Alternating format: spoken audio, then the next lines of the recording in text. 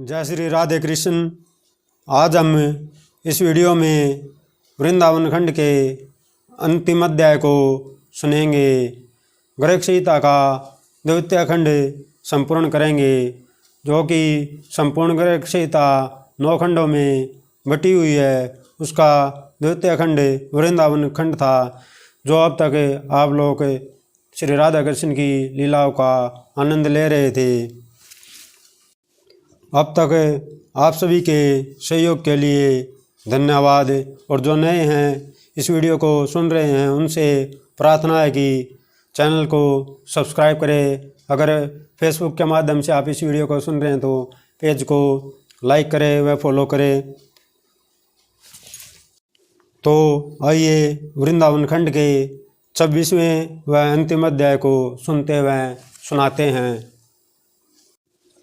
श्री कृष्ण का विरजा के साथ बिहार, श्री राधा के भय से विरजा का नदी रूप होना, उसके 7 पुत्रों का उसी साप से 7 समुद्र होना तथा राधा के साप से श्री दामा का अंशतः शंखचूड़ होना।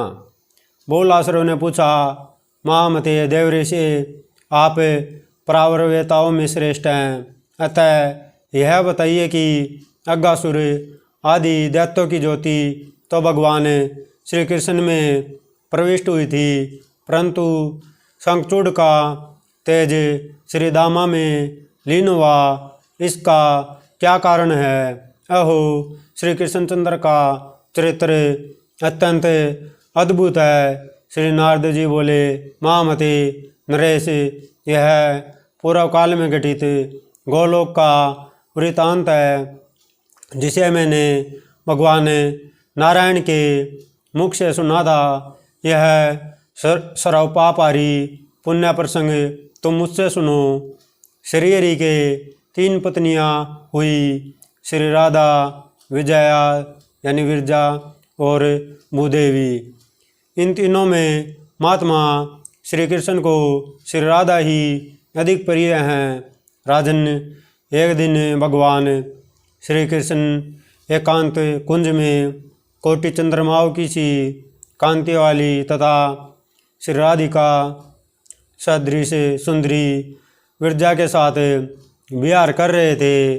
सखी के मुख से यह सुनकर कि श्री कृष्ण मेरी सोच के साथ है, श्री राधा मन ही मन अत्यंत खिन्न हो उठी। सपत्नी के शोक से उनको दुख हुआ। तब भगवत प्रिया श्री राधा 100 योजन विस्तृत, 100 योजन ऊंचे और करोड़ों अविश्वसनीयों से जुते सूर्यतुल्य कांतिमान रथ पर, जो करोड़ों पताकाओं और सुवर्ण कलशों से मंडित था तथा जिसमें विचित्र रंग के रत्नों, सुवर्ण और मोतियों की लड़ियाँ लटक रही थी। आरूढ़ो 10 अरब वेत्रधारिणी सखियों के साथ तत्काल श्री हरि को देखने के लिए गई। उस निकुंज के द्वार पर श्री हरि के द्वारा नियुक्त महाबली श्री दामा पहरा दे रहा था।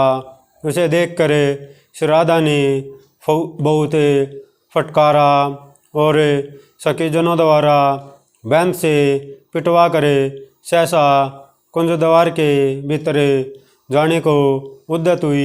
सखियों का कोलाहल सुनकर श्री हरि वहाँ से अंतर्ध्यान हो गए।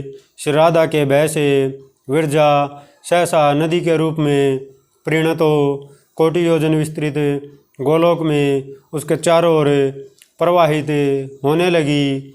जैसे समुद्र इस भूतल को घेरे हुए, उसी प्रकार विरजा नदी सहसा गोलोक को अपने घेरे में लेकर बहने लगी।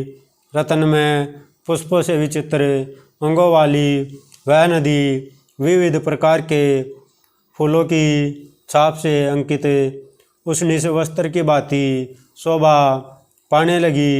श्री हरि चले गए और विरजा नदी रूप में परिणत हो गई। यह देख श्री राधिका अपने कुंज को लौट गई।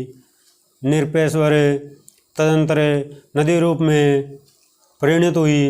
विरजा को श्री कृष्ण ने शीघ्र ही अपने वर्ग के प्रभाव से मूर्तिमती एवं विमल वस्त्राभूषणों से विभूषित दिव्य नारी बना दिया। इसके बाद वे विरजा तटवर्ती वन में वृंदावन के निकुंज में विरजा के साथ स्वयं रास करने लगे। श्री कृष्ण के तेज से विरजा के गर्भ से 7 पुत्र हुए। वे सातों शिशु अपनी बाल क्रीड़ा से निकुंज की शोभा बढ़ाने लगे। एक दिन उन बालकों में झगड़ा हुआ। उनमें जो बड़े थे उन सब ने मिलकर छोटे को मारा। छोटा भयभीत होकर भागा और माता की गोद में चला गया। सती विरजा पुत्र को आश्वासन दे उसे दुलारने लगी। उस समय साक्षात भगवान वहाँ से अंतर्ध्यान हो गए। तब श्री कृष्ण के विरह से व्याकुल हो रोष से अपने पुत्र को शाप देते हुए विरजा ने कहा, दुर्वदे तू श्री कृष्ण से वियोग कराने वाला है, अतः जल हो जा। तेरा जल मनुष्य कभी ना पिए। फिर उसने बड़ों को शाप देते हुए कहा, तुम सब के सब झगड़ालू हो, अतः पृथ्वी पर जाओ और वहाँ जल होकर रहो। तुम सबको पृथक पृथक गति होगी, एक दूसरे से कभी मिल ना सकोगे। सदा ही प्रलय काल में तुम्हारा नैमित्तिक मिलन होगा। श्री नारद जी कहते हैं, राजन इस प्रकार माता के शाप से वे सब पृथ्वी पर आ गए और राजा प्रियव्रत के रथ के पहिए से बनी हुई परिखाओं में समाविष्ट हो गए। खारा जल, इक्षुरस, मदिरा, घृत, दधि, क्षीर तथा शुद्ध जल के वे 7 सागर हो गए।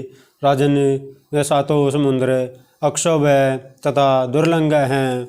उनके भीतर प्रवेश करना अत्यंत कठिन है। वह बहुत ही गहरे तथा लाख योजन से लेकर क्रमशः दवे गुण विस्तार वाले होकर पृथक पृथक द्वीपों में स्थित हैं। पुत्रों के चले जाने पर विरजा उनके स्नेह से अत्यंत व्याकुल हो उठी। तब अपनी उस विरहिणी प्रिया के पास आकर श्री कृष्ण ने वर दिया, वीरू तुम्हारा कभी मुझसे वियोग नहीं होगा। तुम अपने तेज से सदैव पुत्रों की रक्षा करती रहोगी। विदेहराज तदंतर श्री राधा को विरह दुख से व्यतीत जान श्याम सुंदर श्रीहरि स्वयं श्री दामा के साथ उनके निकुंज में आए। निकुंज के द्वार पर सखा के साथ आवे प्राण बल्लभ की ओर देख कर राधा मानवती हो उनसे इस प्रकार बोली। फिर राधा ने कहा, अरे वहीं चले जाओ जहाँ तुम्हारा नया नेह जुड़ा है। विरजा तो नदी हो गई, अब तुम्हें उसके साथ नद हो जाना चाहिए। जाओ उसी के कुंज में रहो, मुझसे तुम्हारा क्या मतलब है। श्री नारद जी कहते हैं, राजन यह सुनकर भगवान विरजा के निकुंज में चले गए। तब श्री कृष्ण के मित्र श्री दामा ने राधा से रोषपूर्वक कहा। श्री दामा बोला, राधे, श्री कृष्ण साक्षात परिपूर्णतम भगवान है। वह स्वयं असंख्य ब्रह्मांडों के अधिपति और गोलोक के स्वामी के रूप में विराजमान है। प्रातपर श्री कृष्ण तुम जैसी करोड़ों शक्तियों को बना सकते हैं, उनकी तुम निंदा करती हो। ऐसा मान ना करो।